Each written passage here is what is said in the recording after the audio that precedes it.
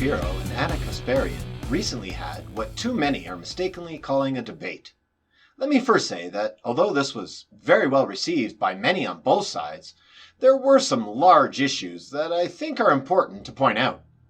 Before getting into that though, I do want to be sure to say that both Anna and Ben did very well in terms of being cordial and polite to each other. This is the first step. Charitable listening. I commend each of them for their patience and respect for the points of view of the other.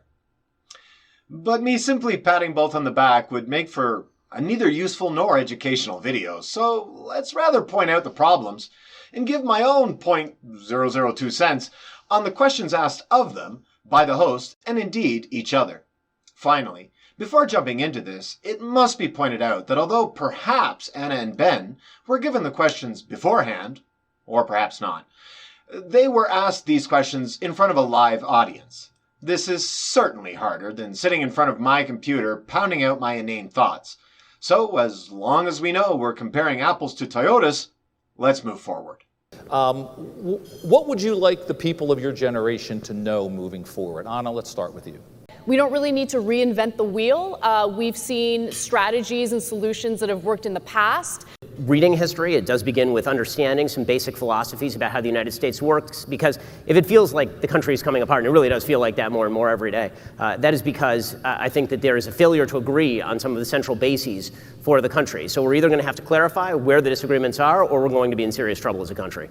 Well, although I did search for about 10 minutes to find your name, I was unsuccessful. Or lazy. I think I want to call you Jim. Thanks for the question, Jim. I would first point out that both Anna and Ben mentioned history. They both seem to think that in order to correctly know where we are, we have to look at how, or perhaps what, got us here. Using that knowledge, both Ben and Anna seem to be looking towards the future.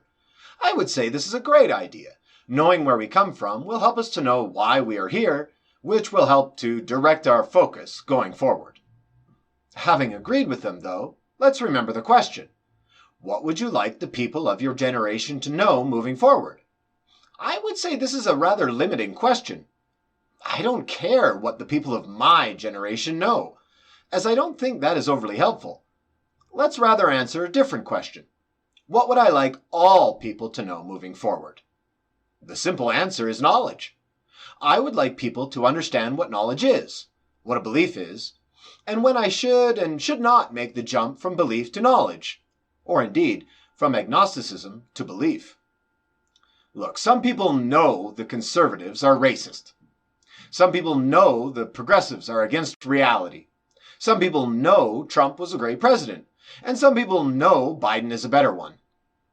I would like people to know that what they think they know doesn't mean a damn thing, unless they can back that up with enough good evidence so as to convince another. Until you can explain your belief to another who holds a differing belief and change their mind, either you are holding an irrational belief or you're talking to an irrational person. I would like people to know that despite their convictions, despite their passion, despite their feelings, that the keys to knowledge are found elsewhere. It doesn't matter how loud you scream. It doesn't matter how many people agree with you. It doesn't matter how completely you demolish your opponent. It only matters if you're honestly seeking truth. The biggest problem I have with this video is, it's not a debate. The speakers here largely, although not solely, answer a question and move on. But this is wholly unhelpful. I don't see any real use in Ben nor Anna mentioning their positions. If they disagree, I want to know who is right, or closer to correct. Spanning a number of issues where both give their points of view is not going to change either person's mind nor the minds of the listeners. What it will do is further the divide amongst the listeners. Anna is right, Ben's an idiot, or Ben is obviously right and Anna can't form coherent arguments. Instead, I would have preferred them sticking on one topic until they could come to an agreement, or at least flesh out their reasons more fully. In this manner, we're able to change the thinking or ideas that one or both have, and introduce those on the opposing side to new or better arguments, thereby moving closer to agreement. from a noted political scientist who said, America is not a lie, but a disappointment because it is a hope. To suggest that America is a disappointment is to suggest that utopia is a real place, or that whenever you say somebody's a disappointment, you have to say compared to what? I think that the country has failed to live up to its ideals. I think that there are certain things that are transpiring as we speak that go unchecked. You know, we are supposed to have a system of checks and balances, but I think more often than not, we see a system that is in fact rigged in favor of the powerful. I'll give you specific examples. And then news reports come out in regard to members of the Senate who had a classified briefing, closed-door briefing on the severity of COVID and immediately turned around and started selling their stocks. Is unacceptable. So when you talk about the lack of trust in our institutions, I understand that lack of trust. And that lack of trust has led to the situation that we're experiencing today with COVID. Great job to notice yet another malformed question, Ben. Something is only disappointing, or beautiful, or cold, relative to a standard. There's no standard being offered here. This makes the question quite useless, as it is subjective. What do you think is disappointing? Does America fall into your category of disappointing things? It really doesn't matter. A better question is how to make it better. I would guess we all think it could be better. Anna also gave a great answer. America is a great idea, but that idea hasn't been realized.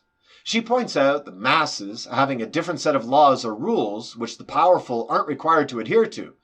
She also mentions the lack of trust in institutions. The question again was, America is not a lie. It is a disappointment because it is a hope. Do you agree? I have to wonder why these questions were chosen at all. America is not a lie. Well, that is correct. America is a country. It was founded on some ideas. A lie is usually defined as to speak falsely or utter untruth knowingly, as with intent to deceive. A country neither speaks falsely nor utters anything with any intent at all. If the question is referring to the founding ideas, then also no. In my opinion, the founding ideas of America were quite amazing for the time. I think the intention was a noble one, even if there are some things which should probably have been different then, and almost certainly should be different now. Is it a disappointment? Well, as Ben points out, compared to what? If there is no metric, there is no objective answer here. Could America be better? Of course it could. Is America a better place to live than many other countries? Of course it is. Because it is a hope, I have to admit to not fully understanding this. Word salad as it seems, I will try. A hope is a desire for the future. We all have desires, directions, and ideas about what we would prefer our futures to hold. Sometimes those desires are fulfilled. Other times they are not. When they are not, I suppose one could say that was a disappointment, but perhaps the problem was with the hope itself, not the altogether common case where a hope does not come to pass. Look, I can hope to get $1 million next week. If that happens, I will be very happy. If it doesn't happen, I may be disappointed, but perhaps the hope itself is to blame. Maybe it was an unrealistic hope, or, which is more often the case, perhaps I should have worked my butt off to try to make that desire come true. Flip back to America. We can hope that it would have become a paradise, but without a realistic view of the potential future, and without hard work to get it there, the disappointment shouldn't be in America, but rather in our idea of it, or our lack of effort in obtaining that goal. Maybe it is us who are the disappointment, not America. Is it fair to blame more liberals for the culture divide, or is it one that both sides have to take blame for? Again, this is a poor question. We've come to use the term cultural divide or cultural war to refer to American political divides, but this is a micro example of the conversation that needs to be had. Let me explain. Culture is defined as the customs, arts, social institutions, and achievements of a particular nation, people, or other social group. Taking this view of culture, it is painfully obvious that different areas of the world have different cultures. be it in ideas of education, politics, family values, social responsibilities, etc. It is these differences that people notice when they go on vacation, or move to another country, or, in some cases, different cities within the same country. Having lived in many countries and having visited many more, I can assure you different ideas about how to live certainly exist. We can look at the specific example of political differences in America, though, but it's rather like blaming a puddle for the rain. Zooming out, looking at the clouds, ocean, and water cycle in general would be more helpful. To answer your question, Jim, it is not the cultures which are to blame, neither the left nor the right. It is the beliefs which are the cause. Those on the right have come to beliefs. Those on the left have come to beliefs. These beliefs are different and held as important by each.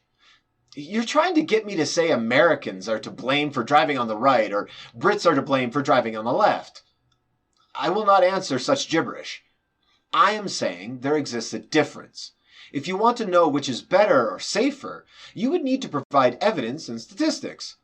What is instead happening is people on both sides are giving their opinions and not dealing with the claims of the other side. It is not who is responsible. It is what is responsible. An absence of useful, honest dialogue. As horribly obvious, Jim, by your questions and your moderation. Everyone has a political identity, and that's it. I disagree, and can show you the black swan. I do not have a political identity. I know many people who do not care at all about politics. They too then, although different from me, do not have any political identity. It sure makes it easy to put everyone in one of your boxes, but your attempt at this is dishonest and inaccurate.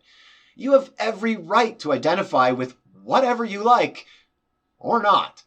Please allow me the same respect. I think both your and Ben's politics, as far as I understand them, are unhelpful, incorrect, ideological, and simplistic.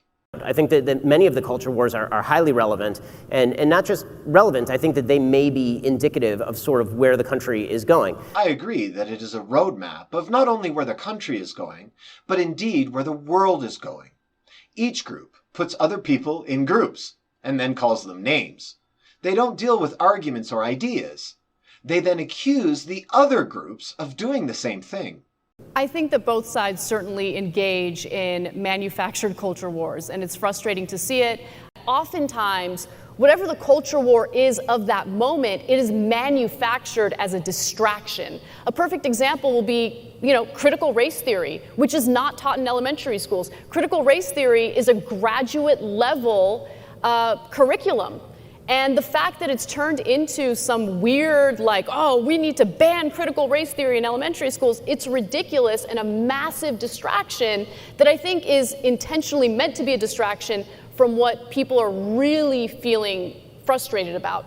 The precariousness of their lives, of their work lives, the fact that people feel overworked, that they have no control over the work that they're doing, that they feel alienated over the work that they're doing. Well, kind of. I certainly agree that many of the American political wars are nothing more than a distraction, but that doesn't mean they all are. At the very least, you're forced into one of two positions. Either the people who are engaging in these culture wars are lying, or they have been fooled. There are people who are saying these things are indeed important to them, and you're saying they're not, or worse, a distraction. I would suggest you investigate the arguments and either change your opinion or try to change theirs. You go on to use CRT as an example, and although Ben does a good job, let me start. You are engaged in equivocation fallacy, or perhaps, as Ben points out, a no true Scotsman fallacy. You are defining CRT, not incorrectly, as a theory that came from law and is taught at a university level. Unfortunately, those who are claiming that CRT is being taught in schools are defining it in terms of the social science idea, which we see more commonly in our society nowadays. Perhaps something like a practice of interrogating the role of race and racism in society. Much worse than this, though. You then go on to tell people why they are doing this distraction. They are unhappy with their jobs. This is truly disgusting. You are telling people that they do not believe in what they are literally saying they believe in. Then you are telling them what they really believe. Perhaps getting some of your own medicine would show you how awful this is. You, Anna, are not actually against the ideas that Ben is putting forward. You agree with him completely. You're only debating him as a distraction. What you really care about is that your husband doesn't know you have a crush on Ben's wife. It is by speaking with Ben during this debate that you hope to get closer to his wife to accomplish your true goal of being with her. Ascribing motives to people who are actually trying their best to tell you their motives is juvenile at best, and dishonest and completely ignorant at worst. It started off as a legal theory, but it has an element of praxis and practice that was meant to be implemented, which is why it is taught in education schools as well, and why... In elementary schools? Yes, though? a very boiled down... I mean, Ibram X. Kendi is preaching a very boiled down version of critical race theory, and his book is assigned in elementary schools in American political life. And then as soon as you point that out, they say, well, that's not intersectionality, it's the original law review article. That's a bit of no true Scotsman games playing. And so it should not be parents who are making the educational decisions for their children. It should be the people in education. I mean, that is a culture war issue that I think is of key importance to people who have kids, right? The good, the bad, and the idiotic. No, Ben. Ideally, parents should not be in control of what their children learn at school, with a large caveat. Elementary education is only for the purpose of teaching children what we know, or at least are pretty damn sure of. Mathematics, literature, science, history, etc. Teaching unproven ideas that some social scientists have is a terrible idea. So, although I agree that parents have the right to demand schools not teach astrology, CRT ideas, and homeopathy, they really shouldn't have to be in this position. School boards and schools, or teachers themselves, should never want to teach these untested, unproven, unscientific ideas. Teaching unproven ideas is not teaching at all.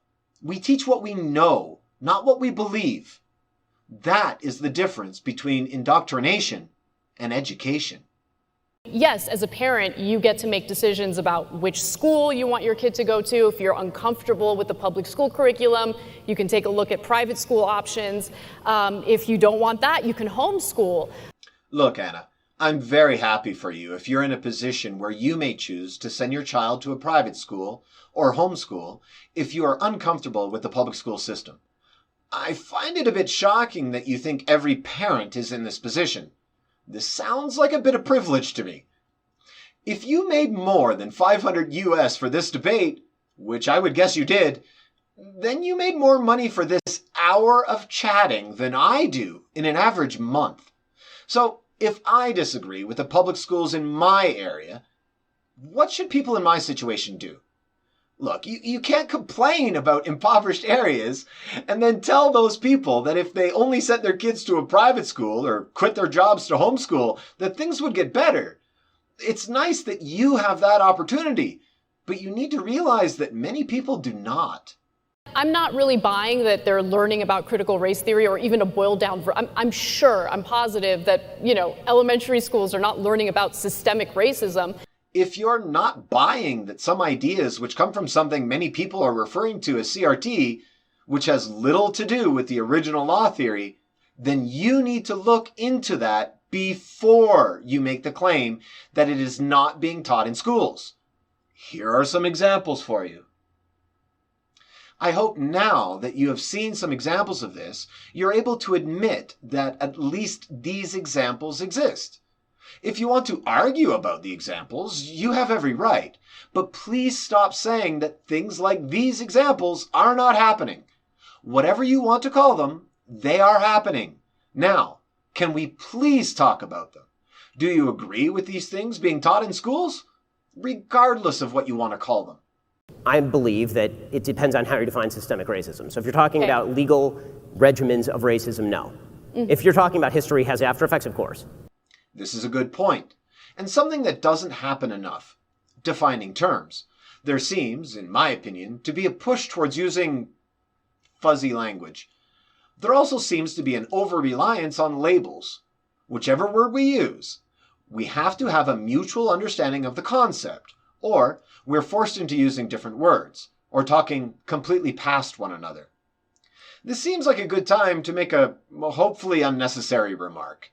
Treating people with less dignity, rights, or freedoms based on immutable characteristics has been, is, and will always be wrong. I mean, we certainly see that playing out in our criminal justice system. Are you going to deny that, or are you going to say that, let's say, African Americans or Latinos are just inherently more criminal? This is what is known as a false dichotomy fallacy. You, perhaps due to design or perhaps due to lack of imagination, have tried to force Ben into one of two boxes. You're either intentionally leaving out other possibilities, or you haven't considered this topic very well, as Ben soon points out. An example, Anna. Do you get out of bed on the right side or the left side? Although one of these is common for many, bunk beds often have ladders on the ends. Neither a hammock, recliner, nor a sofa is a bed. And there are far too many for whom getting out of bed would be incredibly difficult. But the answer is because not all groups commit crimes at the same level. Yes, Ben. Different groups commit crimes at different rates, but I fear we may be back to staring at a puddle and blaming it for the rain. We need to zoom out and see the larger picture here. Let's take a bit of a walk down the halls of psychology, shall we? Why are people the way they are? What makes you you and me and us different? Well, nowadays it is very commonly held that there are two forces at work, nature and nurture, or perhaps our DNA and the environment. A few things seem to be 100% DNA, such as eye color. Some things seem to be 100% environment, such as your national anthem. Most things, though, are thought to be a combination, to some varying degree, of the two. Let's take a look at the wonderful people of Taiwan, which, just to enrage Pooh Bear, is not a part of China. They live on a small island. They are largely Taoist and Buddhist. Their diet, although changing thanks to ruthless Rotten Ronnie, is largely very healthy. Their drink of choice is tea. They have a different education system, use different materials, and practice different hiring practices for teachers. Most people have motorbikes or scooters. They listen to K-pop, go to KTV, karaoke, and can safely wander and see at night by the lights of 7-Elevens. Perhaps we should travel to the beautiful neighbor to the south. Mexicans live in a huge country with many distinct climate types. They're largely Catholic. Their diet is horribly unhealthy despite being some of the very best tasting food in the world. Their drink of choice is Coke. They have a differing education system to that of the US and to that of Taiwan. There are still many who ride horses. They listen to classic rock and banda music. They love to have parties and drinks with their friends and family. Many people are careful going out at night due to criminal activity. I hope I don't need to take you all around the world to show you that different countries have different environments. These different environments cause different customs, ideas, and beliefs about, well, everything. Zoom back in. Let's take a look at the US. Is there really anyone who would suggest that New York City, the plains of Montana, the village in the Grand Canyon, and Boulder, Colorado all have the same environments? Of course they don't. When we hear that someone from Boulder voted left and someone from Jacksonville voted right, we really shouldn't be too shocked. Zoom all the way back in. Look at a city like New York. Areas of industry, commerce, suburbs, slums. New York has it all. Some areas are dangerous and dirty. Some are clean and expensive. And there are all kinds in between. In the exact same way that different nations disagree, different people within a nation can disagree, as can different people within a city. They have different environments, and therefore different outlooks. It is not racist to point out that culture, be it a national culture or a neighborhood culture, can have a large effect on the personality of the individual. It's rather called basic psychology. It is, however, quite isolationist to think that everyone should agree with you without having honest dialogue and without examining these environmental differences. So this low media rank, is that fair, or is that being manufactured as part of a culture war? Thanks, Jim. Well, first I would say that if you want to know why people are rating their trust in the media as very low, you'd better add that question on the next survey. As I am here, however, I will give my opinion, as useless as it may be.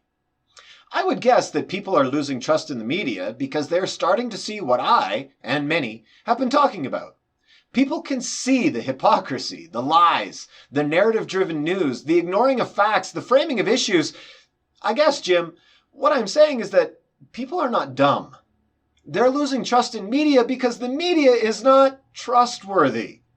They are horribly biased, profit-driven puppets who think only they hold the keys to truth and yet are unable to answer a question, make a valid point, nor counter any arguments at all. Well, that might be why some people are losing trust in the media. But maybe it's best to ask them next time?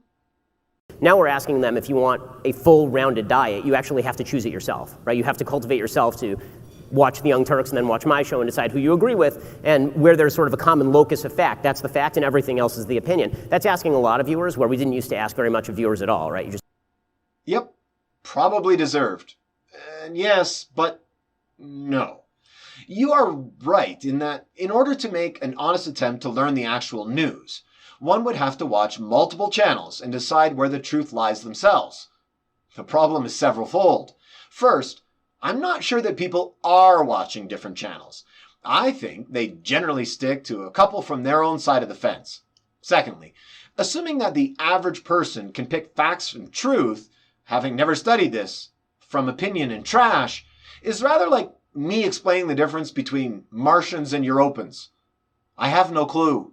I've never studied either one. We shouldn't expect people to magically know a topic when they're continually blasted by wrong versions of it daily. Consuming most of your news online, if you like a particular brand of programming, if you, let's say, lean more conservative and you're watching mostly conservative news. I'm not sure about the order here. You perhaps are mentioning that someone leans more conservative prior to watching conservative news? So, if it isn't nurture, are you saying it's nature? I doubt you think political leanings are 100% in our DNA, so people become conservative or liberal due to being convinced of these ideas by the environment. Perhaps family, friends, religious affiliations, and certainly media. This is generally where confirmation bias sets in. As you say, the algorithms reinforce these ideas, which sounds really bad, except kittens.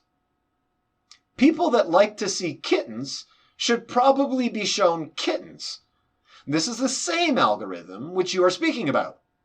Pictures of kittens which have more comments are going to be shown to people who already have a history of liking or commenting on pictures of kittens. Identically, posts on the right with lots of interactions are going to be shown more to people who have a history of viewing posts on the right, which is the same as the left-leaning articles. Look, maybe you don't want to see kittens anymore.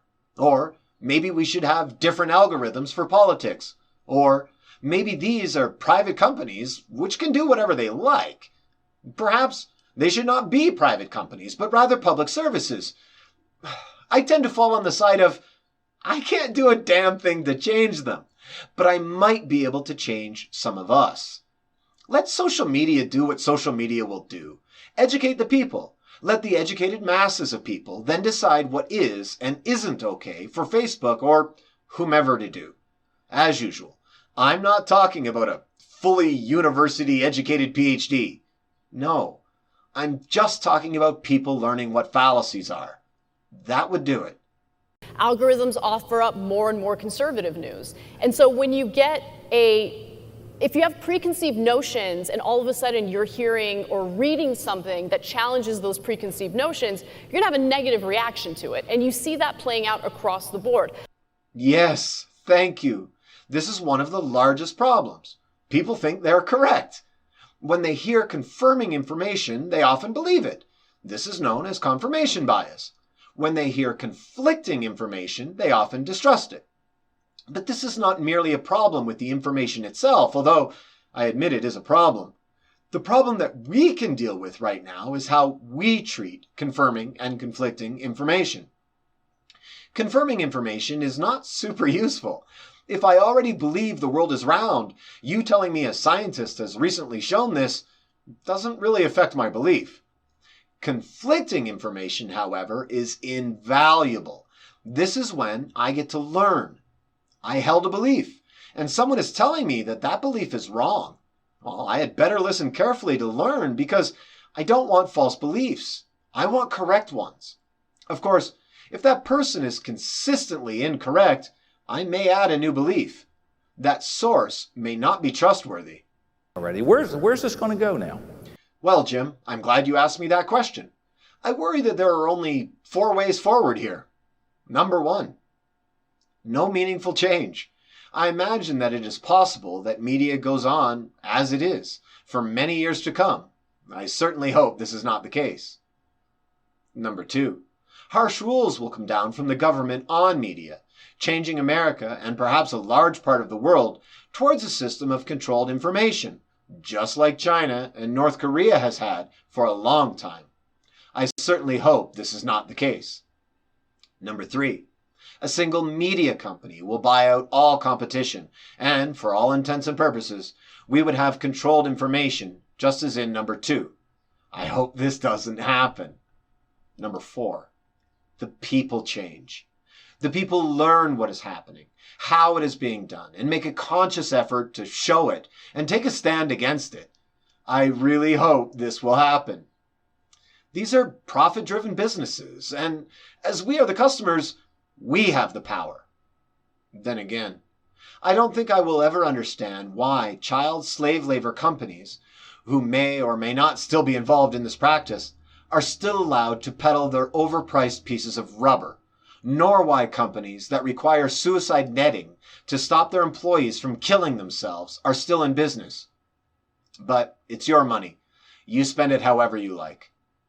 I just feel like the type of conversations that she had, or just news about world events, they don't seem to attract the kind of attention that they used to.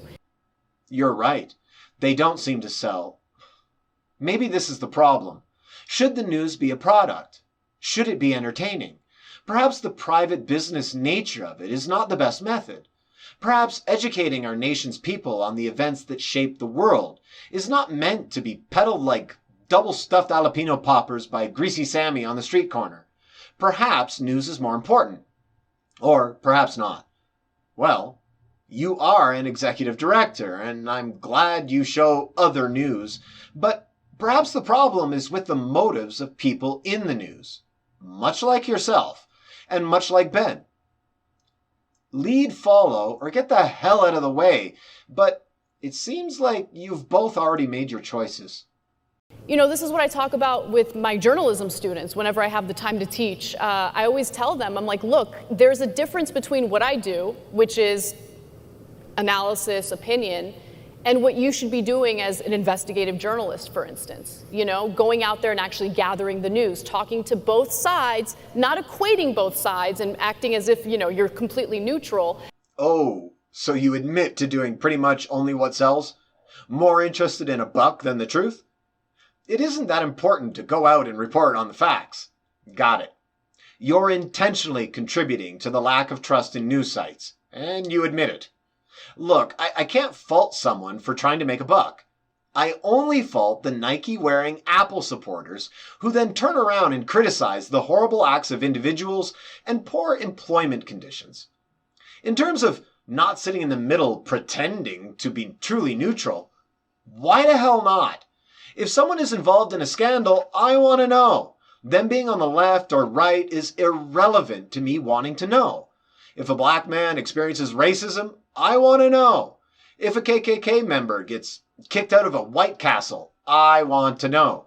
Being neutral is the state where you will learn easiest. Confirmation bias is a problem.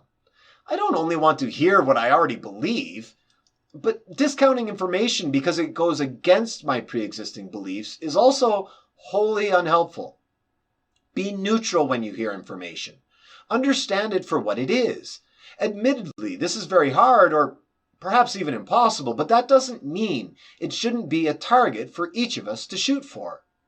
I mean, I think the truth is that that was a relatively modern construct. I mean, if you go back to the foundations of the Republic, the people who were reporting were also doing opinion, and that was true all the way through the beginning of the 20th century. It was really only with Walter Lippmann in the 1920s that you start talking about objective standards in journalism. Yes, to some degree, the media has always had an opinion. I don't see how it's possible to fully remove the subjectivity from the subject, but I would point out here that there is a difference between a journalist adding a bit of an opinion into an article and what is going on today. It seems like today the opinion comes first, and then only the facts which support that opinion are given. This is not really opinion with facts. This is activism. Persuasion while cherry-picking facts. I think there exists a spectrum here. Perhaps comparing these two is unwise. Are you sad that you left California? Well, Jim, I would like to thank you for the question, but unfortunately, it's trash. I'm quite sure having two such as Anna and Ben could inspire wonderful disagreement, which may yield very positive results instead. How do you feel about California? Really? It's an example of the problems we see all over the US and the world. I feel it is an unimportant question relative to a bunch of questions you could and should have asked. Ben, what is one position you think Anna has with which you disagree? Anna, same question. See if you two can come closer to agreement on either of these issues.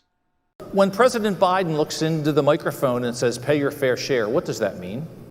Sorry, Jim, but you really need to work on this. Are you seriously asking what Biden thinks paying one's fair share means? Dude, ask Biden. Furthermore, if any reporter would do this, you wouldn't have to ask Anna and Ben about it. We would already know. Perhaps you mean, what do I think paying one's fair share means? I think it doesn't much matter what I think. In a democracy, the people should decide what fair means.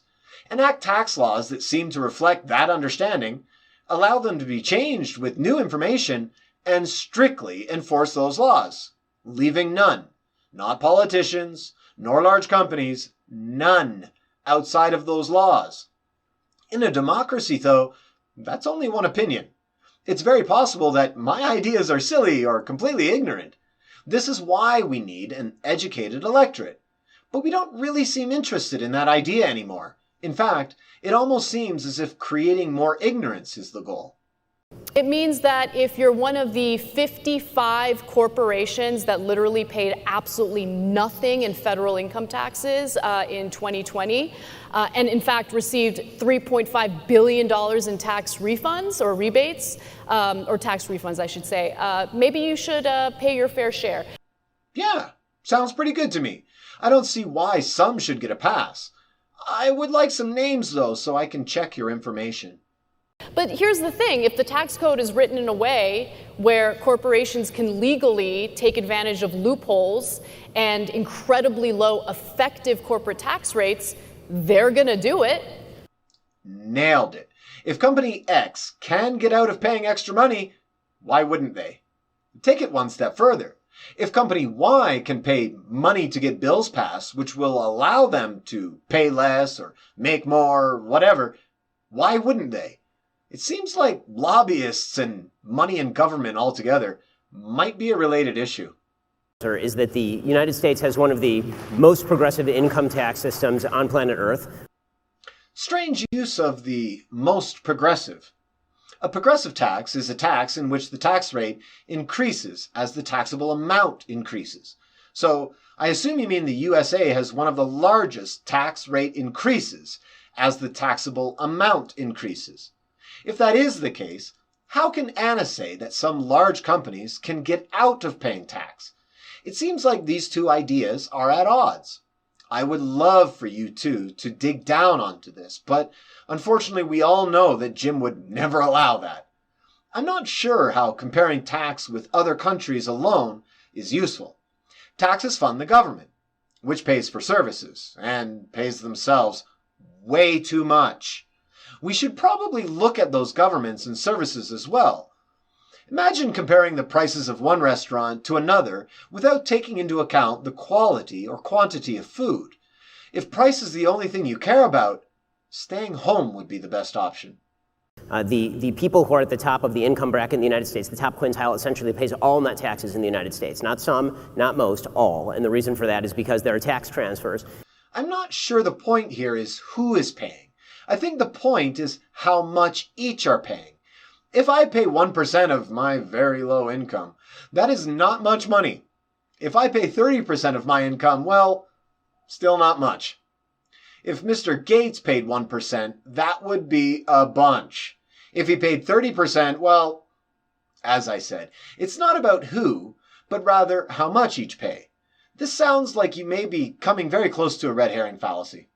The notion that corporations ought to be paying tax at all, in my view, is mistaken, given the fact that the income is immediately either reinvested in the company or passed on to people who immediately pay all of that tax. By the time you actually receive your income in this country, the income's been taxed about 7 different ways. Right? You're getting taxed through the corporation, then it's passed on to you as salary, which is taxed. If you invest it in the stock market and then you sell your stock, that is taxed as capital gains tax. When you die, the government taxes that as well. So how many times can you tax the same dollar before people begin to disinvest?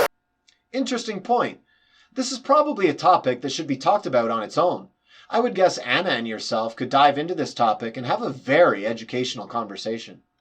Touch on the comparison you gave regarding progressive taxes in European countries versus the United States. I mean, yes, the taxes might be higher in those European countries, but what do people living in those countries get in return? Thanks, Anna. You are right.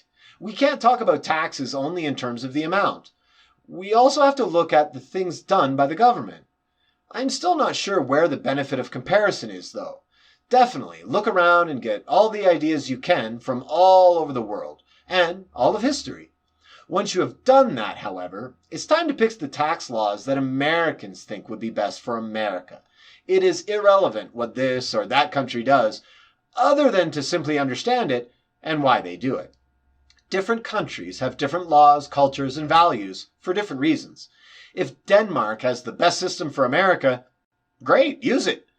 If it isn't the best for America, then what are we talking about? So look, Denmark has a mixed economy. When we have these debates about, socialism versus capitalism, I think that those debates are a little ridiculous because every country is not every country, but most countries are mixed economies. Yes. Despite having done it myself in this video, you are absolutely correct. People fling around words like capitalism, socialism, communism, without understanding that these are labels for systems which probably haven't and won't ever exist in the world. A true communism? 100%? No other touches of capitalism in the society? Nor government. Where is that? We would be better served to talk about policies, not political ideologies. It is probably a good thing that we don't have to pay the police when they come to help. Certainly not when they come to hurt. I don't see much wrong with buying or selling a keychain on the corner, and within many contexts, groups work best when everyone knows their role. That doesn't make me a socialist, capitalist, nor communist. I think it makes me someone willing to investigate the specific issues. This seems important. On the other hand, people literally can't afford the childcare necessary in order to put their kids in a daycare, put their kids in childcare, and be able to go to work. Sorry, what? People can't afford to put their children in daycare and go to work, but you think they can afford to take their kids out of public school and put them in a private school? Or stop going to work and homeschool them? I hate to pick on you, Anna, but this is what I'm always on about. You, like pretty much everyone else who has a similar job to you, seem incapable of being consistent. You're not allowed, logically speaking, to say that people can just pay mass amounts of money to send their kids to a private school or quit their job and homeschool, while not 20 minutes later you're arguing that people don't have enough money for childcare. Your arguments are inconsistent. You are being illogical. Yes, I agree that far too many people don't have the money for childcare. Would you be willing to revisit your statement on parents' schooling choices? by empirical Okay, we've fact. had a real far-ranging conversation. Jim, no, we haven't. A conversation is a talk between two or more people in which news and ideas are exchanged. I hate to break it to you, but aside from the cultural war question, these two have not really been exchanging ideas. They're answering single questions from you, and then you push them to move on. Ben, what's your favorite color? Anna, what's your favorite color? This is not a conversation, Jim. This is a primary school test. You're testing each of them. But you're not even marking the test. You're only awarding prizes for participation. Whenever Ben and Anna try to see who is scoring higher, you try to stop them and give them the next question. This is not a debate. This is what a teacher does to test their students. We do have some that believe all children should get participation awards and that there are no winners. Despite how you may feel about that, Ben and Anna are not children. And although they cannot be winners, their ideas can certainly win over the ideas of the other. A debate is a test of ideas. You're neither allowing them to test each other's ideas, nor are you testing them yourself. What does it say when our educators don't seem to believe in the free market system? I hate to break it to you again, Jim, but if you want to know why some educators don't believe in the free market system, you would have to find those educators and ask them. Asking Anna and Ben will only result in their beliefs, which could be correct or not, but we have no way of knowing. Perhaps a better question would be something like, are there any problems with the free market system in your opinion?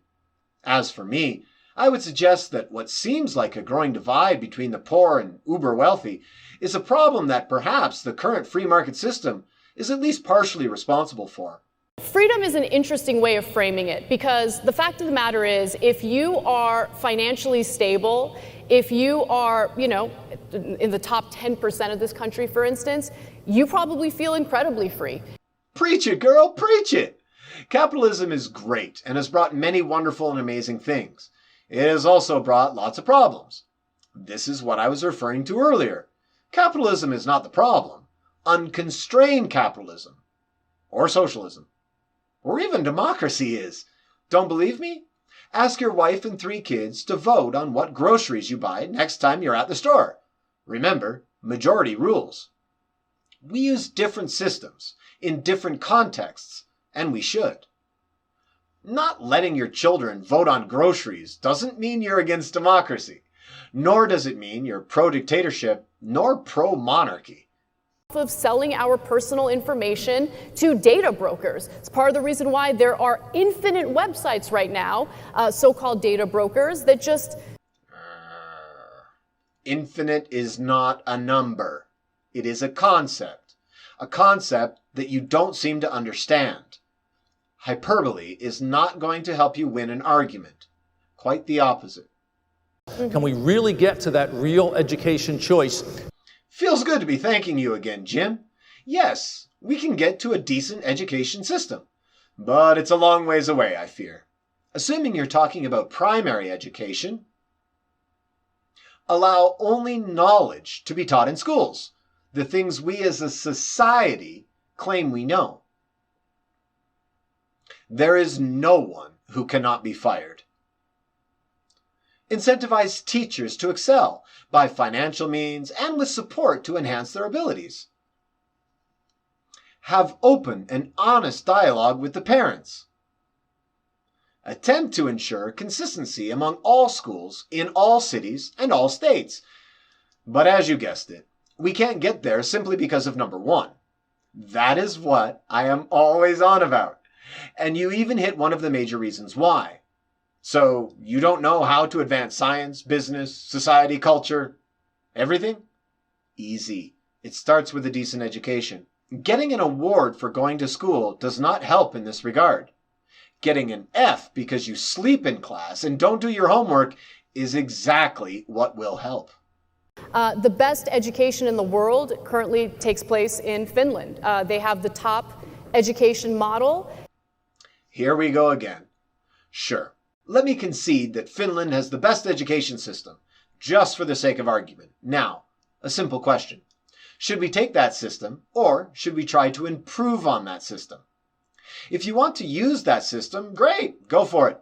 Sometime down the road, you will see that some other country will have a better system. You can play catch up all you like, but perhaps trying to lead would be a better idea. If you want to try to improve on that system, then let's talk about the improvements, not the system you want to improve upon. Finland is not the United States, and there's a frequent attempt that it does happen a lot, where people will take something that has worked in Sweden or something that's worked in Norway or something that's worked in Finland, and they'll say, what if we just take that, import it here, and it'll work exactly the same way? Yes, there are differences between the countries, which may cause a system in one country to work less well in another country. This is why borrowing systems may not be the best idea, and why comparing systems is highly questionable. Check it out, though. See what works. Try to decide if it is something useful to try in America.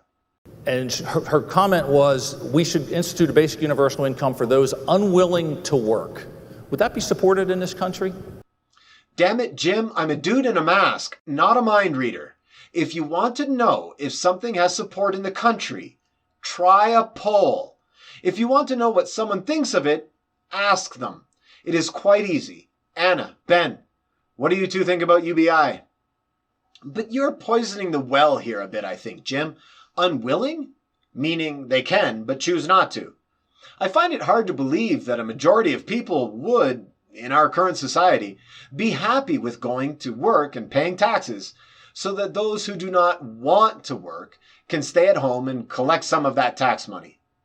Change the word to unable, and I think you would get a very different answer. As it stands, I think many people would support UBI and choose not to work, but in our current society, that doesn't seem like a plausible way forward. Perhaps with increased AI development, this may become feasible. I think on a broad level, the answer is no. With purpose, so I think most people do in fact want to work. What gives you hope right now? What gives me hope is the younger generation and just how fired up they are about experimenting with different solutions. Sorry, Anna. I don't care how fired up someone or some group is. I only care if they are thinking rationally through ideas and solutions.